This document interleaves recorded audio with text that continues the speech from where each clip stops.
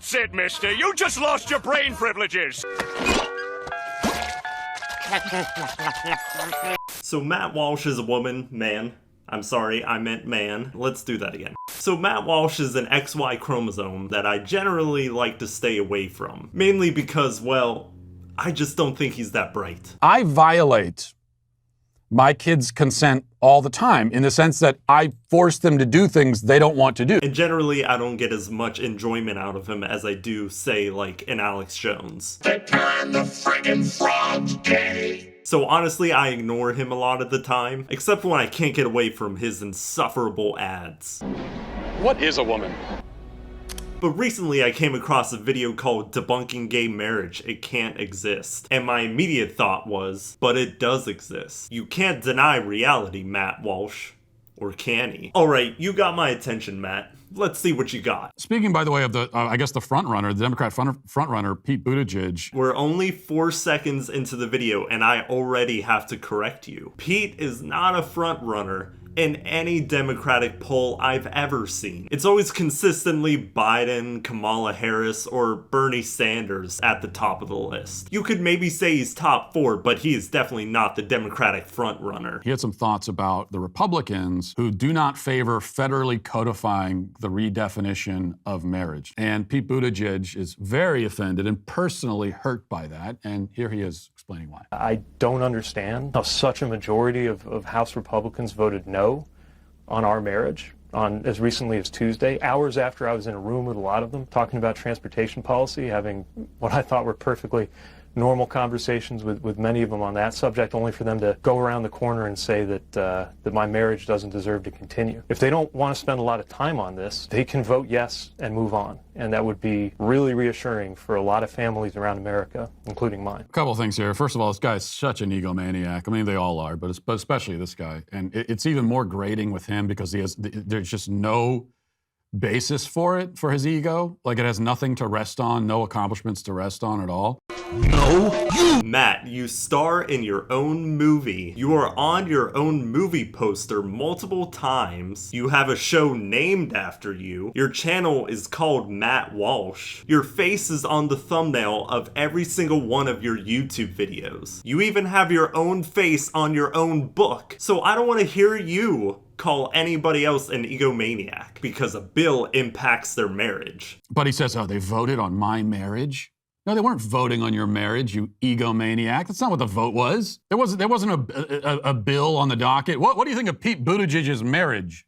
It literally involves his marriage, you fucking idiot. Let me walk you through this slowly, Matt. Congress voted on a bill that calls for codifying gay marriage into law. Pete is in a gay marriage. Therefore, this bill involves Pete kinda personally. Is that good enough for you, baby Matt Walsh? But for the people who are critics of the whole, of the redefinition of marriage on any level, they're not saying that your marriage doesn't deserve to continue. What they're saying is that your marriage can't exist because marriage is a particular thing. What does that even mean? Gay marriage can't exist because marriage is a particular thing. You know humans made up marriage, right? Like we created it. Science didn't discover it. It's a thing we made up as human beings. So if marriage was something, why can't we just change it to fit current times? It's not like the fabric of society is gonna collapse if there's gay marriage. That's just not gonna happen. We have had gay marriage for years now. Granted, America hasn't been great, but I doubt that any of the problems we have today is because of gay marriage. As I tried to explain last week, and as many people have attempted to explain, this is all a question of definition. Do you honestly believe that this is all about definitions, Matt? Like, this has absolutely nothing to do with your religion, or the fact that you think being gay is, like, gross? And the idea for thousands of years is that marriage, by definition, is an in-principle procreative union between a man and a woman. Matt, just because something has been tradition for thousands of years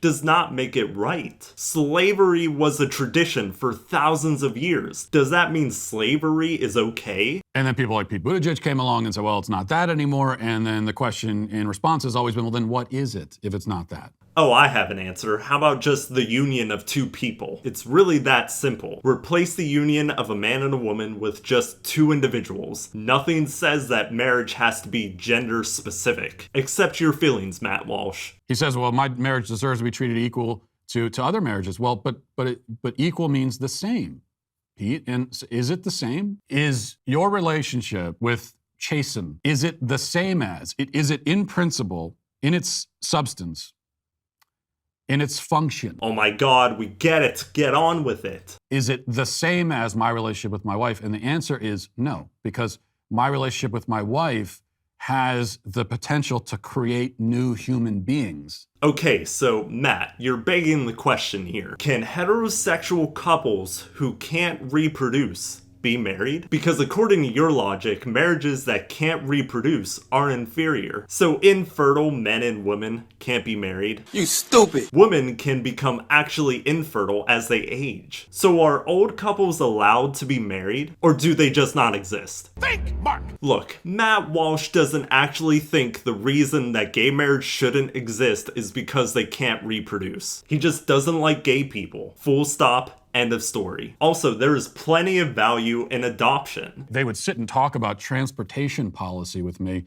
and then go and vote the way they did. Why should, so they can't talk about, you cannot have a productive conversation about transportation policy with someone unless they agree with your definition of marriage, unless they affirm your relationship. You're the one who sets down kind of the ground rules here and says, well, you have to agree with everything about my lifestyle or we can't talk about anything. Listen to this framing. Pete never said that Republicans have to agree with every life choice that he makes. No, he's saying that it's hard to work with somebody on transportation who literally voted for him to not have equal rights as everybody else. And it is an equal rights thing, Matt. If gay people can't get married, they don't have the same financial benefits that straight couples have, like marital tax deduction, social security benefits, next of kin hospital visits. Not to mention that studies show that being married has multiple emotional health benefits as well. So yeah, I think it would be hard to work with somebody that thinks you shouldn't be able to visit your spouse in the hospital when they're sick.